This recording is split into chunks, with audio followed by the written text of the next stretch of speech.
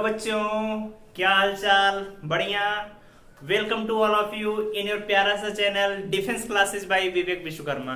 तो बच्चों, आज इस लेक्चर में हम बात करेंगे कि जो हमने पिछले लेक्चर में क्वेश्चन आपको दिए थे, इसके सॉल्यूशंस क्या क्या हैं। आगे पढ़ेंगे हम पुल्ली वाले क्वेश्चन कैसे सॉल्व करेंगे, बाकी Newton's third law of motion, और बहुत इंपॉर्टेंट टॉपिक है principle of conservation of momentum, जिस पर एग्जाम में क्वेश्चन कैसे आते हैं उसके बारे में डिस्कस करेंगे। तो बच्चों चलिए शुरू करते हैं आज का टॉपिक। जो आज का पहला टॉपिक है, पहले आप इस क्वेश्चन को डिस्कस करेंगे।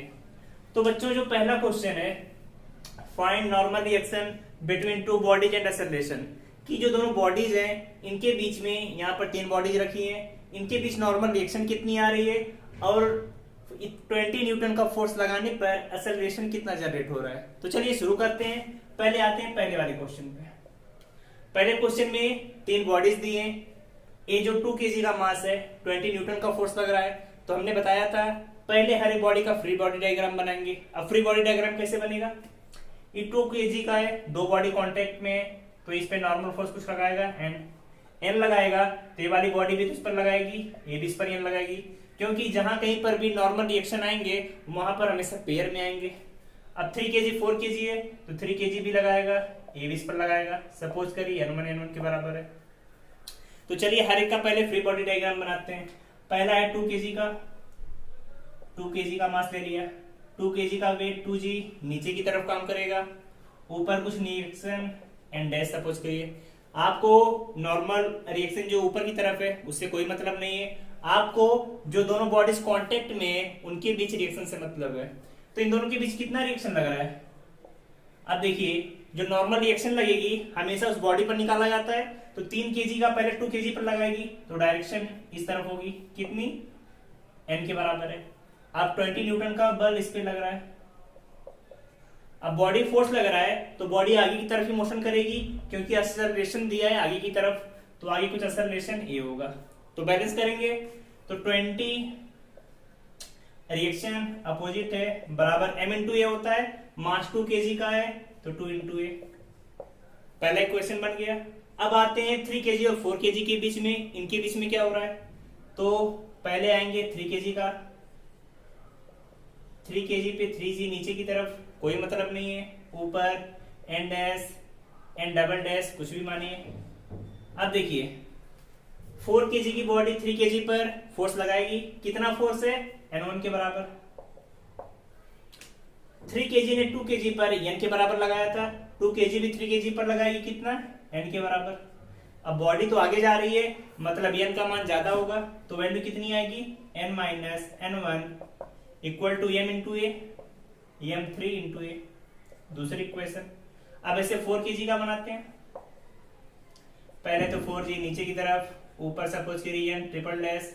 नॉर्मल रिएक्शन जो अपवर्ड डायरेक्शन में कोई मतलब नहीं, पूछा जाता तो आप निकाल सकते थे n dash 2g n double dash 3g, but आपको लेना यहाँ पर नहीं है।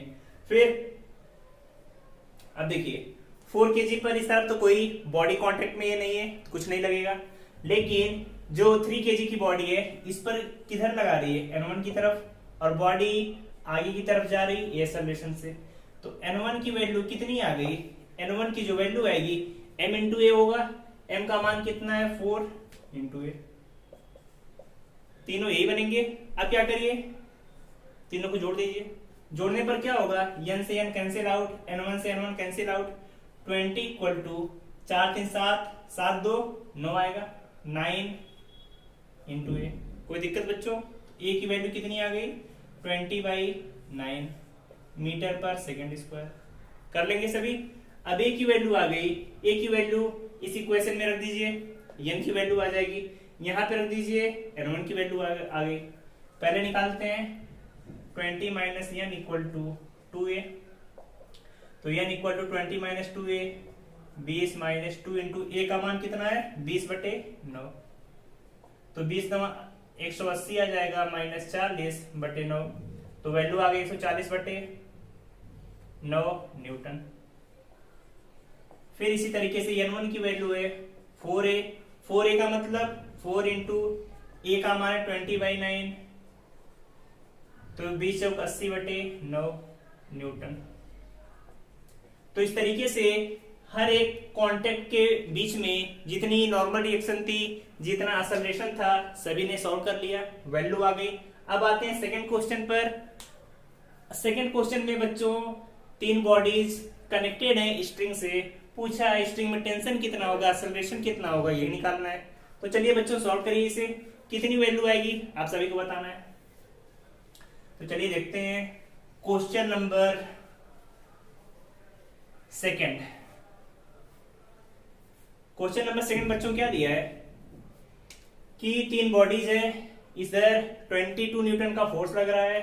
अब इसमें पूछा गया है हर एक स्ट्रिंग के बीच में टेंशन कितना होगा और 20 न्यूटन का लगाने पर एक्सेलरेशन कितना आएगा, यही पूछा गया है। तो क्या करेंगे बच्चों, वही तरीका, हर एक बॉडी, अगर 2 बॉडीज कांटेक्ट में है तो क्या एक, अब देखिए यहाँ पर स्ट्रिंग में टेंशन आएगा, टेंशन किस तरफ होता है, बॉडी से दूर की तरफ, तो टेंशन टी मान लिया। 4 kg पर देखेंगे अपवर्ड टेंशन टी, यहाँ 4 kg से टेंशन सपोज करिए T1, 5 kg से T1, इधर तो 22 न्यूटन का लग रहा है।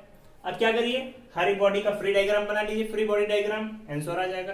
तो पहले आते हैं 2 kg पर, 2 kg नीचे 2g काम करेगा, कोई फर्क नहीं, ऊपर सपोज करिए N1 है। आगे इसमें अब क्या क्या लग रहा है, इधर टेंशन T लग रहा है क्योंकि बॉडी से दूर की तरफ एक्सेलरेशन से बॉडी ए मूव करेगी, तो टेंशन T इक्वल टू कितना आएगा, m इंटू ए, 2 इंटू ए, पहली इक्वेशन बन गई। फिर क्या करेंगे, दूसरी बॉडी पर आएंगे, दूसरी बॉडी कितनी है 4g, 4 kg है। अब इसमें कितने टेंशन लग रहे हैं, टेंशन एक लग रहा है इधर की तरफ जिसे हम कहते हैं T1, इधर की तरफ लग रहा है T, यही बनेगा टेंशन। अब क्या करिए, इधर नीचे था 4g, ऊपर की तरफ था N2, बैलेंस करेंगे हॉरिजॉन्टल डायरेक्शन में, तो बॉडी तो आगे की तरफ जा रही है, T1 minus T equal to 4 into a, दूसरा इक्वेशन आ गया। अब तीसरी बॉडी के लिए फ्री बॉडी डायग्राम बनाएंगे, तो तीसरी बॉडी 5 kg की है, आगे की तरफ फोर्स 22 न्यूटन, पीछे की तरफ रिएक्शन टेंशन है T1, बाकी नीचे आपका 5g और टेंशन नॉर्मल N2 तो काम करेगा। बैलेंस करिए, आगे की तरफ बॉडी जा रही है, तो 22 minus T1 equal to m into a, तो 5 इंटू ए थर्ड। कोई दिक्कत बच्चों, समझ में आ गया। अब क्या करिए, तीनों बॉडीज को जोड़ दीजिए, तीनों को जोड़ने पर क्या होगा, T1 से T1, T से T कट जाएगा, इधर 22, इधर जोड़ेंगे 5 4 9 2 11, ए का मान आ गया 2 मीटर पर सेकंड का स्क्वायर। समझ में आया बच्चों। अब क्या करेंगे, एक्सेलरेशन तो आ गया, टेंशन निकालना है। टेंशन के लिए क्या करेंगे, किसी भी इक्वेशन में ए की वैल्यू रख दीजिए। तो चलिए पहले रखते हैं इक्वेशन 1 में T equal to 2 into a, 2a का मतलब 2 इंटू 2 4 न्यूटन, पहली वैल्यू आ गई। फिर दूसरी वैल्यू के लिए क्या करेंगे बच्चों, यहां पर रख देते हैं value 22 minus T equal to 5 into a, तो t की वैल्यू आ गई 22 माइनस 5 है, 22 माइनस 5 इंटू ए का मान 2, तो 22 में से 10 जाएगा 12 न्यूटन। तो इस तरीके से आप हर एक बॉडी में कितना टेंशन जनरेट हो रहा है, क्या वैल्यू जा रही है, 22 माइनस T1 था, T1 यहाँ पे रहेगा। हर एक बॉडी में कितना टेंशन जनरेट हो रहा है, कितना एक्सेलरेशन, आसानी से कर सकते हैं। तो ये बच्चों पहले के क्वेश्चन थे जो हमने आप सभी को तरीके से बता दिए थे, आपको सॉल्व करने थे। आज जो हम पढ़ेंगे वो पढ़ेंगे पुल्लीज वाले क्वेश्चन कैसे करेंगे। तो चलिए सभी हेडिंग डालिए पुल्ली, पहले उसके बारे में जान लेते हैं कि कॉन्सेप्ट क्या होगा, फिर एक क्वेश्चन आपको कराएंगे जो कि बहुत ही इंपॉर्टेंट होगा क्वेश्चन, जिससे आपके पुल्ली वाले सारे कॉन्सेप्ट क्लियर हो जाएंगे। तो चलिए बच्चों अब शुरू करते हैं। डालिए सभी पुल्ली, टॉपिक का नाम है पुल्ली। कैसे करेंगे, पहले से कॉन्सेप्ट को समझते हैं फिर आगे बढ़ेंगे। कॉन्सेप्ट इसका क्या बोलता है कि जैसे कोई स्ट्रिंग है, यहां पर कोई पुल्ली लगी हुई है, पुल्ली पर 2 मास हैं, एक मास सपोज करिए m1 है, इधर दूसरा मास लगा हुआ है m2, और दिया है कि जो m2 है, m2 दूसरा मास, इसकी वैल्यू m1 से बड़ी है। ये आपको क्वेश्चन में दिया है।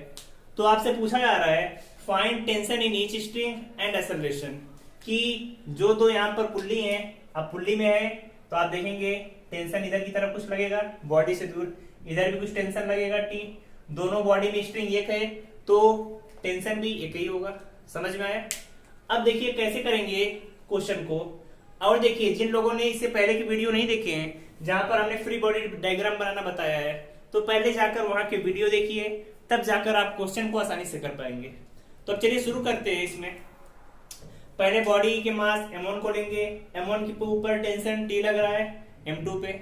अब देखिए बॉडी m2 ज्यादा भारी है तो मतलब क्या, बॉडी तो नीचे आएगी, एक्सेलरेशन ये नीचे की तरफ होगा, यही होगा। ये बॉडी ऊपर जा रही है तो मतलब एक्सेलरेशन ऊपर की तरफ होगा। तो हमें दोनों टेंशन फाइंड करना है और एक्सेलरेशन। तो पहले आते हैं m1 के ऊपर, m1 का फ्री बॉडी डायग्राम बनाएंगे। m1 पे देखिए m1 का वेट तो नीचे की तरफ, m1g, टेंशन ऊपर की तरफ लग रहा है, बॉडी भी की कहां की तरफ जा रही है, ऊपर की तरफ। तो बॉडी ऊपर की तरफ जा रही है तो इक्वेशन क्या बनेगी, T ऊपर की तरफ minus m1g equal to m1a। पहली इक्वेशन बन गई कि बॉडी ऊपर की तरफ जा रही है तो T माइनस m1g बराबर फोर्स बराबर m इंटू ए होता है तो m1 इंटू ए। अब आते हैं दूसरे पे, दूसरा कितना दिया है m2, वेट कितना नीचे काम करेगा m2g, ऊपर टेंशन T, लेकिन बॉडी कहां की तरफ आ रही है, नीचे की तरफ आ रही है। तो बॉडी क्या नीचे की तरफ जा रही है, मतलब नीचे वाली वैल्यू ज्यादा है, तो क्या करेंगे m2g ऊपर tension T equal to m2a। Equation यही आ गया। अब क्या करिए, हमें पहले एक्सेलरेशन निकालना है फिर टेंशन। तो क्या करिए, को जोड़ देंगे, जोड़ने पे T से T कट जाएगा, इधर आएगी m2g माइनस m1g, जोड़ने पर m1 प्लस m2, ये तो कॉमन हो गया। तो a की वैल्यू कितनी आ जाएगी, m2g माइनस m1g बटे m1 प्लस m2। तो इस तरीके से आप एक्सेलरेशन फाइंड कर लिया। अब एक्सेलरेशन आ गया तो हमें टेंशन निकालना है। टेंशन के लिए क्या करेंगे, इसे इस इक्वेशन में रख दिया करेंगे, a की वैल्यू इस इक्वेशन में रख देंगे तो T minus m1g, m1 into a की वैल्यू कितनी है m2g माइनस m1g बटे m1 प्लस m2, यही होगा बच्चों। T minus m1g equal to m1 into a की वैल्यू इतनी है m1 प्लस m2। अब क्या करिए, m1g को इधर लेकर आइए तो क्या होगा, T minus equal to m1 into m2g minus m1g बटे m1 plus m2 plus m1g। अब इन दोनों का मल्टीप्लाई कर दीजिए तो यहां से T की वैल्यू आ जाएगी। मल्टीप्लाई करने पर क्या आएगा बच्चों, अब मल्टीप्लाई करेंगे तो m1 m2g माइनस m1 का स्क्वायर इंटू जी प्लस m1 का स्क्वायर इंटू जी प्लस m1 m2g बटे m1 प्लस m2। तो अब क्या करेंगे, m1 स्क्वायर जी कट जाएगा, m1 प्लस m2 इंटू जी, जोड़ने पे आएगा 2 m1 m2 g by m1 plus m2। तो ये आ गया आपका इस स्ट्रिंग में कितना टेंशन था जिसकी वैल्यू आप निकाल लेंगे बच्चों। तो इस तरीके से एग्जाम में जितने भी क्वेश्चन आएंगे आप टेंशन पुल्ली से रिलेटेड आप कर सकते हैं। ऐसा ही क्वेश्चन आपको दे रहे हैं प्रैक्टिस के लिए, करके बताइए बच्चों कि इसमें वैल्यूज कितनी आएंगी। तो चलिए क्वेश्चन नोट करते हैं, एग्जैक्ट सेम क्वेश्चन होगा, तरीका भी सेम आपको लगाना है।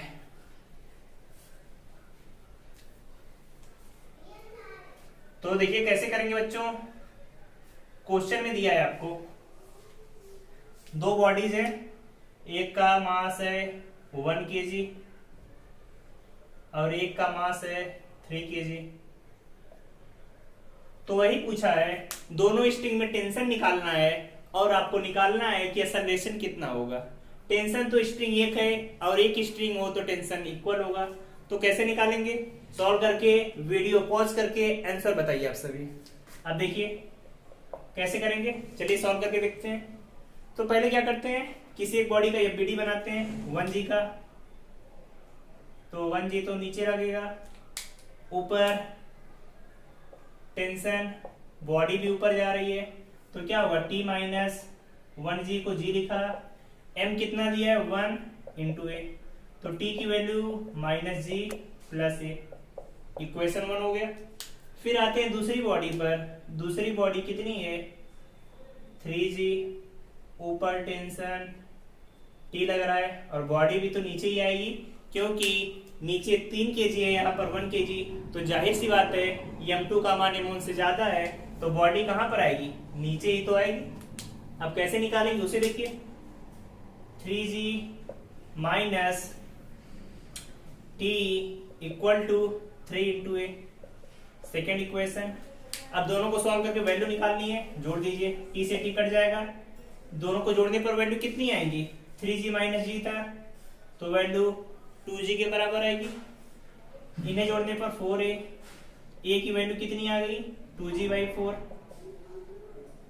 g की वैल्यू अगर 10 रखे 5, तो 5 दूनी 10, नीचे 4 है, तो करेंगे 2 दूनी 4, 2 पच्चे 10, 5 मीटर पर सेकेंड का स्क्वायर आ गया। तो इस तरीके से एग्जाम में कर लेंगे, कोई दिक्कत इसमें नहीं होगी। t का मान निकालना है, t की वैल्यू कितनी आ जाएगी g प्लस ए, g की वैल्यू कितनी है 10, a की वैल्यू 5, तो टेंशन आ गया 15 न्यूटन के बराबर।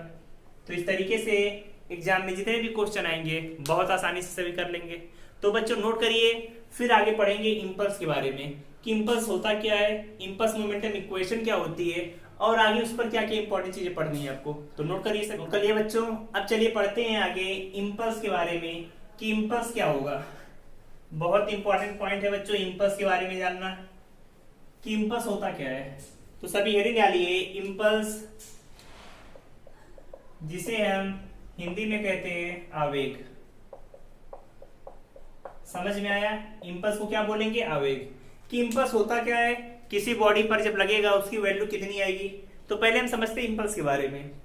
तो बच्चों इम्पल्स का मतलब क्या होता है कि अगर कोई बॉडी, सपोज करिए बॉडी दी है, मास जिसका कितना है m है, इस पर बॉडी का मास कितना है m है, इस पर कोई फोर्स हम लगाते हैं, फोर्स सपोज करिए F लगाते हैं, लेकिन जो फोर्स का टाइम हो डेल्टा t, मतलब बहुत छोटे से टाइम के लिए, तो क्या होगा, बॉडी अपनी जगह से डिस्प्लेस हो जाएगी।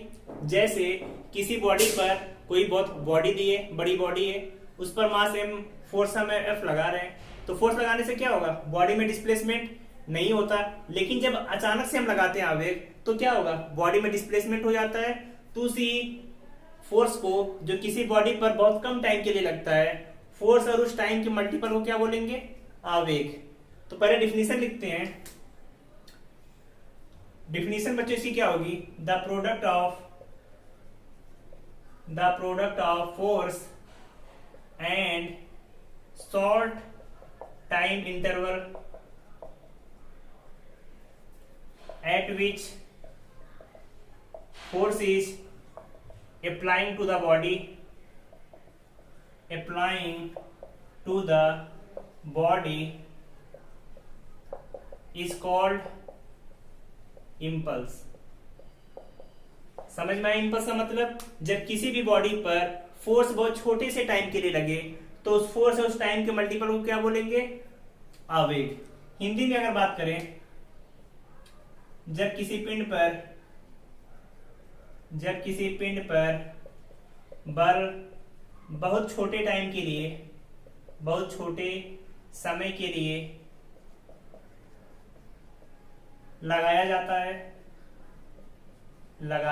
है, तब बल और समय के गुणनफल को आवेग कहते हैं। समझ में आया, निकालना बहुत सिंपल होता है। क्या करेंगे, इसे I से डिनोट करते हैं, F इंटू डेल्टा टी। अगर इसे वेक्टर फॉर्म में लिखें, वेक्टर फॉर्म में, तो क्या होगा, vector I equal to vector F into delta t. अब कोई भी क्वांटिटी वेक्टर फॉर्म में लिखी हुई है, इसका मतलब क्या है, बॉडी में मैग्नीट्यूड भी होगा, डायरेक्शन भी होगी। तो मैग्नीट्यूड तो आप निकाल लेंगे एफ इंटू डेल्टा टी की। जब कभी डायरेक्शन की बात आएगी कि डायरेक्शन कितनी होगी, तो जो बच्चों डायरेक्शन होगी, डायरेक्शन हमेशा फोर्स की डायरेक्शन में, डायरेक्शन क्या होगी, in the direction of force. मतलब कोई पूछे आवेग की दिशा क्या होगी, तो हमेशा बल की दिशा में। मतलब जिस दिशा में बल लग रहा है उसी दिशा में आवेग भी काम करेगा। समझ गए। अब फिर आती है बात यूनिट की कि इसका मात्रक क्या होगा बच्चों। तो यूनिट की बात करेंगे तो I equal to F into delta t. अब बात करें बल की, तो बल का मात्रक सभी को पता है, न्यूटन होता है, डेल्टा टी का सेकेंड, तो I की यूनिट आ जाएगी न्यूटन सेकेंड। कोई दिक्कत बच्चों, कर लेंगे सभी।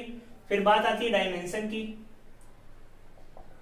डायमेंशन निकालने का तरीका हमने पहले ही बताया। डायमेंशन कैसे निकालेंगे, I इक्वल टू एफ की डायमेंशन ml/t-2, समय की t मल्टीप्लाई करने पर ml/t-1, तो आ गई आपकी डायमेंशन। तो इतनी चीजें आप सभी को इंपल्स के बारे में जानना था, आपने जान लिया। अब आगे पढ़ेंगे कि इंपल्स मोमेंटम इक्वेशन क्या होती है बच्चों। अब आगे हम पढ़ते हैं इंपल्स मोमेंटम इक्वेशन के बारे में। तो सभी लोग हेडिंग डालिए, इंपल्स मोमेंटम इक्वेशन, जिसे हम कहते हैं आवेग संवेग प्रमेय। आवेग संवेग प्रमेय याद रहेगा सभी को, impulse momentum.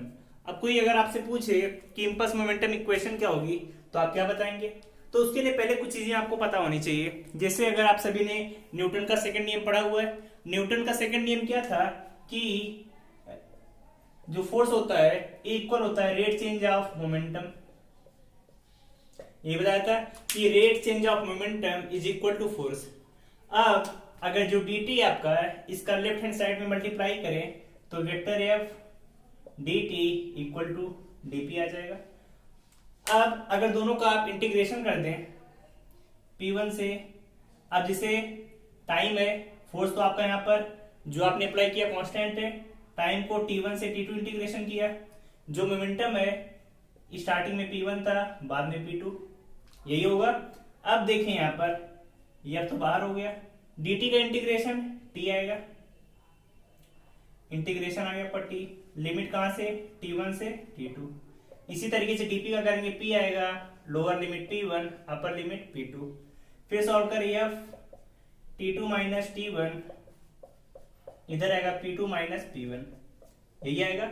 t2 minus t1 को अगर हम लिखें delta t and p2 minus p1 को डेल्टा p, तो यहां से एक चीज समझ में आ रही है, ये f डॉट डेल्टा t को हम क्या लिखते हैं, इससे पहले पढ़ा I equal to delta p। इसका मतलब कि जो रेट चेंज ऑफ मोमेंटम होता है वो force, rate change of momentum force के बराबर होगा। और कहीं पर बात की जाए कि सिर्फ चेंज ऑफ मोमेंटम, मोमेंटम में जो चेंज होगा वो किसके इक्वल होगा, इंपल्स के बराबर होगा। तो ये पॉइंट याद रखिएगा सभी कि अगर कभी रेट चेंज ऑफ मोमेंटम की बात की जाए, मतलब जो संवेग समय के साथ बदलेगा, तो वहां पर फोर्स के बराबर होगा। अगर कभी संवेग से बदलेगा, समय के रिस्पेक्ट में कोई बात नहीं हो रही है, तो ये हमेशा इक्वल होगा किसके, I के बराबर, जिसे कहते हैं इंपल्स। तो इसी को कहते हैं इंपल्स मोमेंटम इक्वेशन, आवेग संवेग प्रमेय, कि जो संवेग में चेंज होगा वो किसके इक्वल होगा, आवेग के बराबर होगा। तो याद रहेगा सभी को, rate change of momentum is equal to force and change of momentum is equal to impulse. याद हो गया सभी को। अब आगे सभी हेडिंग डालिए, third law of Newton. Newton का तीसरा नियम क्या था, हेडिंग है आपकी Newton's third law of motion. Third law of motion, इसे कहते हैं न्यूटन का तृतीय नियम। पहले इसे समझेंगे कि थर्ड लॉ ऑफ मोशन क्या होता है, फिर आगे बात करेंगे। अब देखिए बात हो रही है थर्ड लॉ ऑफ मोशन की, तो क्या करेंगे हम, जैसे कोई बॉडी हमने ली, इस पर कोई फोर्स हम अप्लाई कर रहे हैं, तो क्या होगा, बॉडी भी हम पर एक फोर्स अप्लाई करेगी। सपोज किया वो फोर्स कितना है, आर के बराबर है। किसी बॉडी पर हमने फोर्स अप्लाई किया तो बॉडी भी हम पर फोर्स अप्लाई करेगी। ऑब्वियस सी बात है, हर एक्शन का रिएक्शन होता है, या आप कह सकते हैं कि हर रिएक्शन का एक क्या होगा, एक्शन होगा। तो न्यूटन ने यही बताया था कि every action has equal and opposite reaction, मतलब प्रत्येक क्रिया की उसके बराबर और विपरीत दिशा में प्रतिक्रिया होती है। तो पहले डेफिनेशन नोट कर लेते हैं। न्यूटन का जो लॉ था, every action has equal and opposite reaction. Hindi में बात करें तो प्रत्येक क्रिया की उसके बराबर और विपरीत दिशा में प्रतिक्रिया होती है।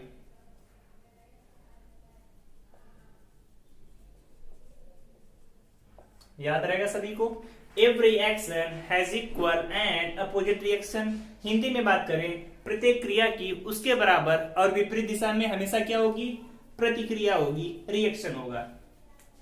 चलिए इसे आगे देखते हैं और डिटेल में समझते हैं न्यूटन्स के थर्ड लॉ को, कि कितनी बॉडीज होनी चाहिए हमारी। एक्शन रिएक्शन फोर्स एक बॉडी पे लगेगा, दो बॉडीज पे लगेगा, और क्या क्या कंडीशंस होती हैं इसमें। तो पहले समझते हैं, कोई हमारी बॉडी है, इस पर हमने क्या किया, फोर्स लगाया। फोर्स लगाएंगे किसी बॉडी से तो लगाएंगे। अब बताइए कि एक क्वेश्चन बनता है कि एक्शन और रिएक्शन हमेशा एक ही बॉडी पर लगते हैं कि डिफरेंट बॉडी पर लगते हैं, या उनमें क्या कंडीशन होती है। जैसे कोई बॉडी है, हमने इस बॉडी पर क्या दिया, एक्शन दिया, तभी तो कोई फोर्स अप्लाई होगा इस पर। सपोज करिए ब्लैक बोर्ड है, हमने इस पर कोई फोर्स लगाया, ब्लैक बोर्ड को हमने धक्का दिया, तो ब्लैक बोर्ड क्या करेगा, हमारे हाथ की तरफ अपोजिट डायरेक्शन में पुल करेगा, इसे पुश करेगा। तो हमेशा एक्शन और रिएक्शन होते हैं, ये पहली चीज तो पेयर में आएंगे कि एक्शन हमने किया तो ये हमारी तरफ रिएक्शन करेगा। हमने इस बॉडी पर एक्शन किया तो ये बॉडी जहां से हम फोर्स लगा रहे हैं हमारे हाथ पर क्या करेगी, रिएक्शन करेगी। तो पहली चीज यहां पर आती है कि action and reaction always act two different bodies,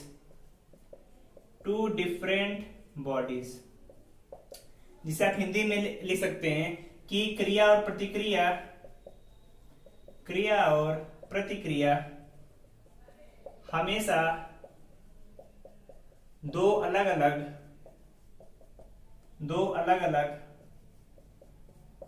पिंडों पर लागू होते हैं या लगाए जाते हैं। पहला समझ में आया कि एक्शन और रिएक्शन हमेशा टू डिफरेंट बॉडीज पर लागू होंगे या लगेंगे।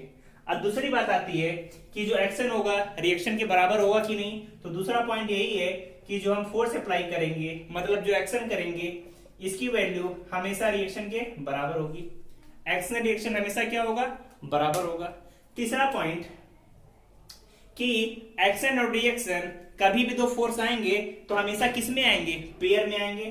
तो action and reaction always are in pair.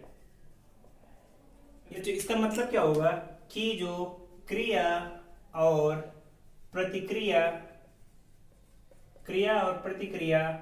हमेशा जोड़े में कार्य करते हैं। समझ में आया। तो ये प्रॉपर्टीज थी Newton's third law of motion की, कि Newton's third law of motion में क्या क्या होता है। पहला चीज, एक्शन एंड रिएक्शन हमेशा दो अलग अलग बॉडीज पर काम करेंगे, जैसा हमने समझाया आपको। दूसरा था कि जो एक्शन फोर्स होगा हमेशा रिएक्शन फोर्स के बराबर होगा मैग्नीट्यूड में, और डायरेक्शन तो आपको दिख ही रहा है, डायरेक्शन क्या होगी, अपोजिट होगी। तीसरा, एक्शन एंड रिएक्शन हमेशा पेयर्स में काम करेंगे। ऐसा नहीं कि एक्शन लग रहा है तो रिएक्शन नहीं लगेगा, वहां पर रिएक्शन भी कार्य करेगा। तो ये सब प्रॉपर्टीज थी आप सभी को Newton's third law of motion की। अब इसके आगे बच्चों नेक्स्ट लेक्चर में हम डिस्कस करेंगे कि न्यूटन का जो तीसरा नियम है कहां कहां पर अप्लाई होता है। जैसे आप सभी ने सुना होगा कि जब हम लिफ्ट में ट्रेवल करते हैं तो ऊपर जाने पर हमें लगता है कि वेट ज्यादा हो गया, नीचे आते हैं तो लगता है कि वेट कम हो गया, रस्सी टूट जाए तो फ्री फॉल की कंडीशन आ जाती है। तो नेक्स्ट लेक्चर में हम उन सभी के बारे में डिस्कस करेंगे। तो बच्चों आप सभी इतने टॉपिक को पहले अच्छे से कवर कर लीजिए, फिर नेक्स्ट लेक्चर में लास्ट टॉपिक है आपका जिसमें हम पढ़ेंगे कि लिफ्ट में वर्चुअल वेट कितना होगा, principle of conservation of momentum, संवेग संरक्षण का नियम क्या होगा, और इस पर एग्जाम में कैसे क्वेश्चन आते हैं। नेक्स्ट लेक्चर में हम प्रीवियस ईयर के क्वेश्चन डिस्कस करेंगे, फिर जाके आपके फिजिक्स में नेक्स्ट टॉपिक स्टार्ट होगा। तो बच्चों आप सभी चैनल को ज्यादा से ज्यादा लाइक करिए, शेयर करिए और अपने फ्रेंड्स को शेयर करिए जिन्हें चैनल के बारे में नहीं पता। तो बच्चों अच्छे से पढ़ते रहिए। All the best, thank you and bye bye.